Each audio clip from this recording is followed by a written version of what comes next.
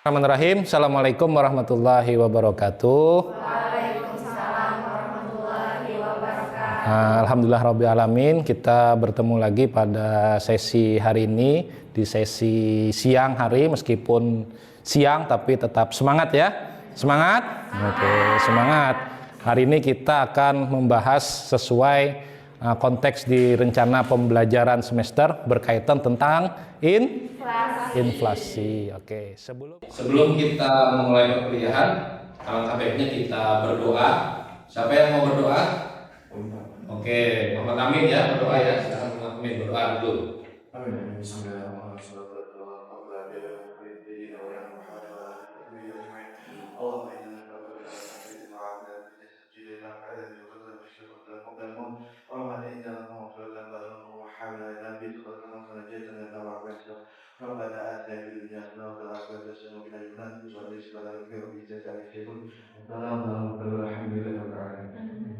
Jadi mudah-mudahan doa yang disampaikan Muhammad Amin dapatkan keberkahan. Amin. Tuhan diberikan kelancaran. Amin. Sebelumnya kita lanjutkan lagi. Sudah siap semua ya? Nah, kita absen terlebih dahulu. Ada Saadah? Hadir Bapak.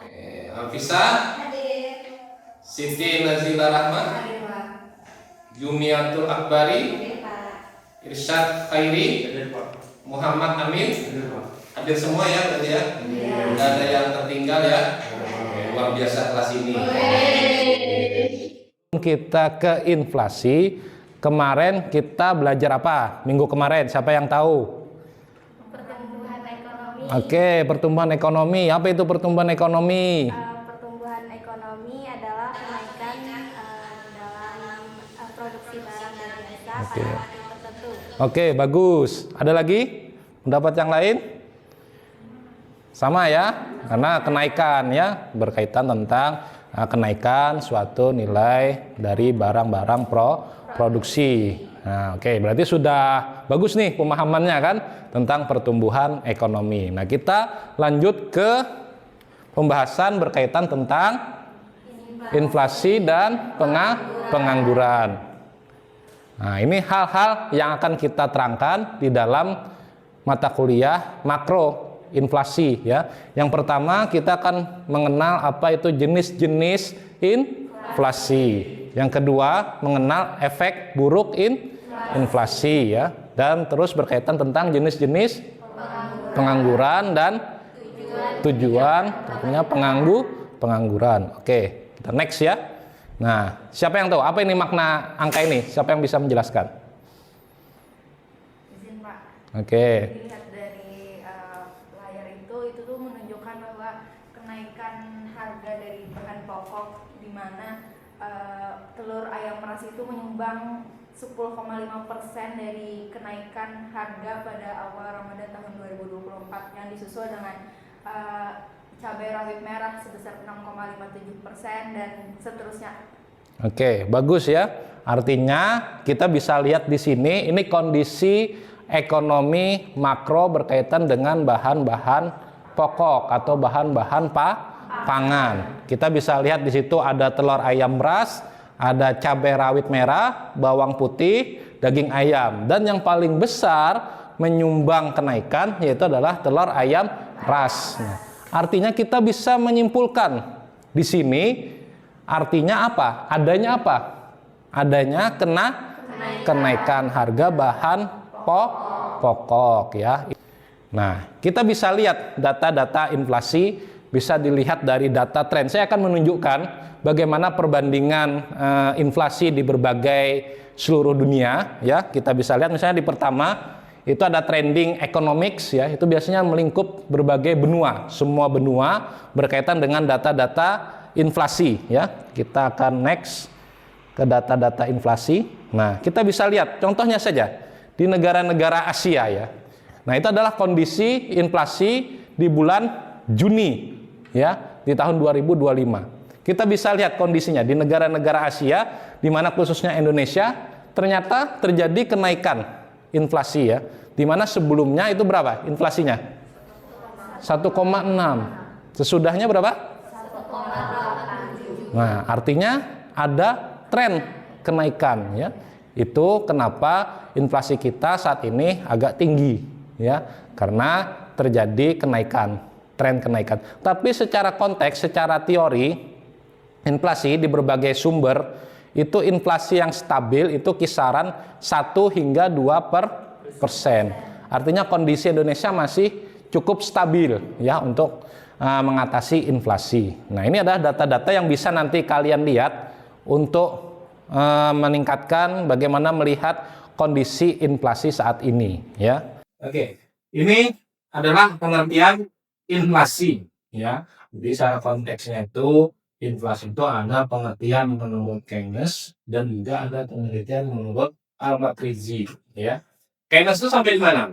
Sampai di poin 1, 2 dan 3 ya.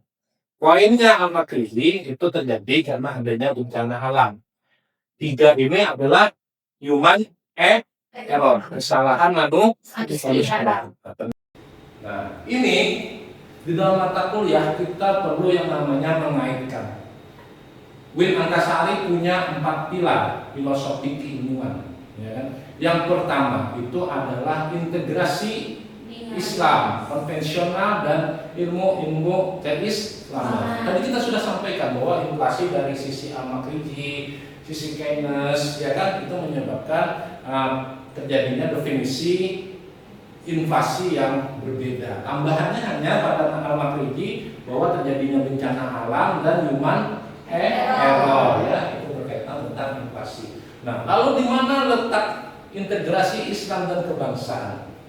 Tadi sudah kita jelaskan menurut Al-Makrizi bahwa di dalam konteksnya inflasi, ya kan, bahwa adanya ketidakadilan, adanya korupsi. Di dalam Islam itu boleh nggak? Tidak. Nah, tidak boleh kan? Nah, lalu bagaimana sisi kebangsaannya? Gimana sisi kebangsaannya? Yaitu pada letak pembangunan. Ya kan? Kalau misalnya orang korupsi, kebijakan yang tidak adil, pembangunannya berkelanjutan atau tidak? Tidak. Nah, tidak berkelanjutan, ya kan? Nah, disitulah sisi keterkaitan Islam dan kebangsaan. Lalu bagaimana letak berbasis lokal? Berbasis lokal di sini misalnya penelitian Bapak, ya kan, bisa dilihat itu berkaitan dengan potensi ekonomi di Kalimantan Selatan, khususnya di Pasar Terapung, itu menyebabkan bahwa ternyata inflasi itu menyebabkan daya beli masyarakat turun di berbagai aspek kehidupan. Nah, di Pasar Terapung itu aspek sosial, itu lokalitas, karena Indonesia atau khususnya Banjarmasin itu dikenal sebagai aspek lokalnya dengan Pasar Terapung. Ternyata berdampak juga terhadap daya beli masyarakat. Nah, itu sangat harus kita antisipasi ya berkaitan dengan itu. Nah, makanya inflasi itu harus distabilkan, ya kan? Dia tidak boleh terlalu tinggi, tidak boleh terlalu rendah, ya kan? Siapa yang tahu deflasi? Itu deflasi itu adalah lawan kata dari inflasi. Berarti kalau deflasi penurunan, ya. Lalu bagaimana dengan konteks berwawasan global? Artinya dalam konteks ini inflasi bukan hanya menjadi perhatian Indonesia, perhatian daerah, tapi berbagai negara juga memperhatikan yang namanya inflasi. Ini jangan sampai contoh Zimbabwe, itu kan, tahu Zimbabwe? Tahu. Negara apa? Benua apa? Afrika, ya. Itu mereka kan inflasinya tinggi sekali, sampai uangnya tidak berlaku, ya kan? Beli telur, ya, harganya itu banyak sekali, ya kan, uangnya yang kita pegang, ya, $1 itu bisa sampai 1 juta dia nilai uangnya itu. Nah, itu kan sangat berbahaya kalau inflasi, ya. Nah, ini adalah salah satu untuk menghitung inflasi, yaitu dengan menggunakan IHK. IHK apa? Indeks harga konsumen, ya. Jadi indeks harga konsumen merupakan ukuran perubahan rata-rata harga yang dibayarkan konsumen. Nah, lalu menghitung IHK bagaimana? Indeks harga konsumen tahun sesudahnya dikurang dengan indeks harga konsumen tahun sebelumnya dibagi indeks harga konsumen tahun sebelumnya dikali 100%. Oke, ini adalah salah satu alat atau salah satu konteks untuk melihat inflasi ya. Jadi inflasi itu didapat biasanya dari indeks harga konsumen. Ya, indeks harga konsumen seperti yang dijelaskan bahwa di situ adalah ukuran perubahan rata-rata yang dibayarkan konsumen. Ya. Nah, jadi untuk melihat inflasi salah satu konteksnya, indikatornya adalah dengan melihat indeks harga konsumen. Sekarang itu ada data ya, ada kasus. Ini adalah berkaitan tentang kondisi indeks harga konsumen di Kalimantan Selatan. Ya, itu ada Kota Baru, ada Tanjung, Kota Banjarmasin, Kabupaten Tanah Laut, dan Kabupaten Hulu Sungai Tengah. Nah, itu ada bulan dari Januari, Februari, Maret, April, Mei, dan Juni. Bapak mau minta siapa yang mau bisa menghitung inflasi ya di Kabupaten Kota Baru untuk bulan Juni. Siapa yang mau coba? Ayo silakan angkat tangan. Ada yang mau? Oh ya, siapa namanya? Nama saya Najila, Pak. Oke, silakan Najila. Nanti saya catat sebagai untuk menambah nilai ya. Coba. Oke, siapa yang mau? Silakan Najila.